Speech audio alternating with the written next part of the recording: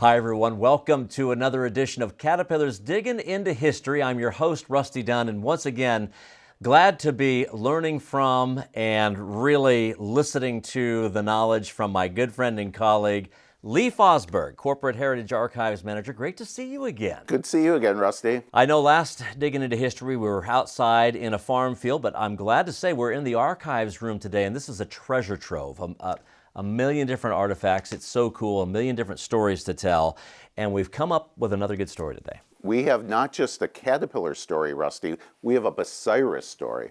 Yes, the name Bucyrus, and let's catch viewers up for a second on Bucyrus. It is a brand that dates back to 1880, a mining equipment company acquired by Caterpillar in 2011, I believe it was. So Lee, give us a little bit of the backstory on Bucyrus. I know they were the maker of these massive shovels and drag lines that you would see on these work sites. Their history is actually, if you think about it, it goes back before ours. It goes back to the 1880s, and they started as making steam-powered excavators. And then around 1890s, and by the way, they got their name, they were in Bucyrus, Ohio, they moved to South Milwaukee, and then they kind of took off in doing things such as making drag lines and also kind of equipment that was used for mining, such as like dredges. So you'd see these massive Bucyrus machines on these excavation projects in the early to mid 20th century. And then I jumped to the thought that you wish there were pictures, photos that you could look at that document that Bucyrus history with these machines that were working. The good news is, Rusty, there are photos, and we're going to talk about today, right? There's some very special type of photos and really kind of a format that no longer exists, but what's quite common at, the turn of the century up until the 1940s. Well, let's talk about that collection. And if I'm right, this is a glass plate negative. So before we go too far in, explain what a glass plate negative is. Let's see a picture of it. Yeah, it's almost like we have to, like our generation, right? We know what negatives are, though like my kids probably don't. I guarantee you my kids do not. But the negatives of our generation, right, they were like kind of a soft emulsion, right, that you could make a print off of. What predated that were glass plate negatives, where you had a piece of glass and then they would put the emulsion on top of it, and that would make the print. And actually the ones we have are called dry prints because it was kind of an industrial or commercially made glass plate, and then it put the emulsion on top. But what's really kind of neat about these is it made a really high quality print where if we made copies of them today, which we digitize them, they look crystal clear, almost like you're kind of back in the day. And with the acquisition of Bucyrus in 2011, you inherited into the archives this massive collection of these glass plates. That's right. Caterpillar's made a lot of acquisitions, going back to the 1920s.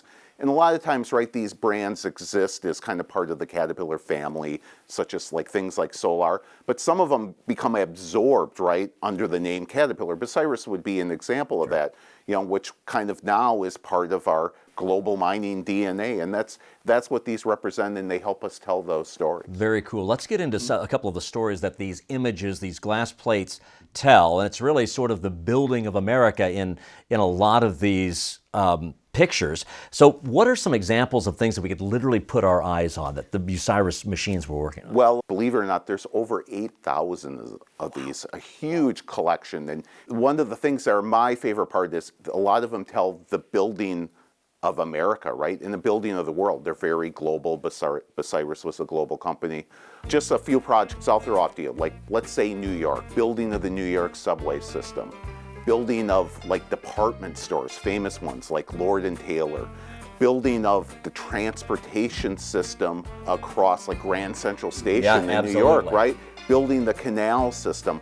All these things that we know of today, they were built with these Bucyrus steam excavators. Some of the other cities were like Chicago, building the L, but a few of my even more favorite ones are in California and LA. They built the Hollywood sign, and there's an overlap. Who was the other company that was like an earth mover? Well, it was our predecessor companies, Holt and Best and Caterpillar, and they worked there. They also helped build the Hollywood sign. So a lot of great things and great projects, It's very inspirational. And I'm going to assume the LA Aqueduct. They were there too. Excavation needed absolutely. there.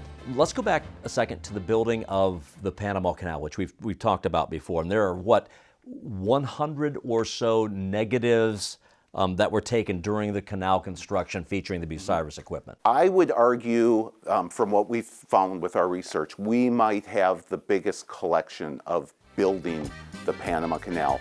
One is, as we learned in the history books, the French originally tried to build the canal, and then it was built by the Americans. Bucyrus sold machines to both, but they sold over 70 machines to the U.S. side of it. Not just these steam excavators, but also dredges. They also built this in a rainforest, so they were under a lot of pressure to get this done, and these were the machines to get it done. We have to, of course, from the massive excavation projects, touch on the global mining impact. I mean, these Bucyrus machines doing quarry work, extracting coal, minerals, salt mines. Give us a little historical perspective Sure. there with the mining piece of it. They were used in mining on every continent. We have a lot of great examples, like for Australia, but a lot of the U.S. mines in like Colorado, in Alaska. Minnesota, I know that with the Masabi Range, absolutely. Yeah. Anywhere where they were extracting minerals on the surface is where you would see Bucyrus machines. Excellent. And as we start to bring this home a little bit, I'm always interested in those people shots. I mean, those images that capture Bucyrus people, employees, whether they're at work or they're at play. Well, one is like there's of a football team. Football would have been in its infancy, and the Bucyrus, Bucyrus, but made up of employees. Yeah, and it was kind of neat. We learned from doing the research the team was just about to play the Harley-Davidson team because they were in Milwaukee and they were close to that. And even Caterpillar, we had all these early sports too. But you also have people working within the facilities. There was kind of this very much paternalism by the companies where they would have sports and activities. So it was to keep your employees happy and to keep them kind of, maintained within the culture of the company. And I would assume beyond, certainly employees and the Bucyrus family, customers, operators, I mean, maybe from a marketing perspective, but taking a lot of pictures that would feature a customer. Absolutely. Some of the neatest stuff too, Rusty, is where there'll be a lot of stuff from the West where, they're putting in railroad lines, right, around the turn of the century, or they're working on mine sites out west. And it looks like, kind of like the cowboy scenes that, people are wearing like the cowboy hats and stuff like that. I mean, this is a crazy large collection, and I'm sure you could there are a lot of hours you could spend to keep going through it. But these are fragile pieces, Very given fragile. their age. Yeah, I mean, we take out, of these 8,000, we maybe have like 10% what we call process, which really means we'll clean them, we'll scan them at a very high resolution, and then we'll put them into the proper conservation of, they'll call like acid-free kind of folders and items like that. But one thing to add, Rusty, is to show you how crazy this is as far as documenting America and stuff, is there are photos from the Panama Canal of President Teddy Roosevelt. He was the first president to leave the United States, and he went there and actually operated a piece of Bucyrus equipment. One of those photos was well known, one of them wasn't.